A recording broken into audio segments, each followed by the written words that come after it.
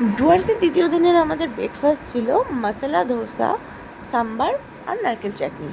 মা আর আমি নিয়েছিলাম এই মশলা ধোসা, যেটার টেস্ট অপূর্ব ছিল। আর মাসি নিয়েছিল সিঙ্গারা চাট আর পাপড়ি চাট, দুটোই অলমোস্ট সেম খেতে। তো তারপরে নিয়েছিলাম আমি নারকেল নাড়ু। এই নারকেল নাড়ুটা দারুণ খেতে, না আমার খুবই নারকেল নাড়ু প্রিয়। তারপরে আমরা চলে যাচ্ছি ডুয়ার্সের 7 পয়েন্টসের উদ্দেশ্যে।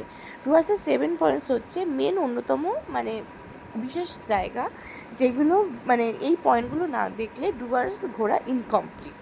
তো এই 7 পয়েন্টসের মধ্যে ছিল ঝালং, মূর্তি, বিন্দু, সামসিং, ডালগাঁও, জলঢাকা আর রকি আইল্যান্ড। প্রত্যেকটাই নদী প্লাস পাহাড়, এইসব ভিউ দেখা যায়। ওপারে ছিল ভুটান বর্ডার আর এই পারে ইন্ডিয়া। তো এই দুদিকে ঘন জঙ্গলের মধ্যে দিয়ে গাড়ি ছুটে চলেছে 7 পয়েন্টসের উদ্দেশ্যে। আর এটা হচ্ছে গরুমারা আর চাপারমারি ফরেস্ট। এক ফরেস্ট থেকে আমরা অন্য ফরেস্টে যাচ্ছি এই গাড়ির মধ্যে দিয়ে।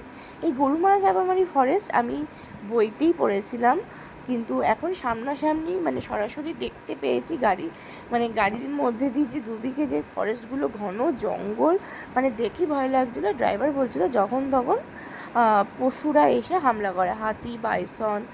তো তারপরে আমরা চলে গেলাম পয়েন্টসগুলো দেখতে। তো ফার্স্ট পয়েন্টে গিয়ে আমরা লাঞ্চটা সারলাম। তো সেটা ছিল ঝালং, যেখান থেকে ঝালং নদী দেখা যায়।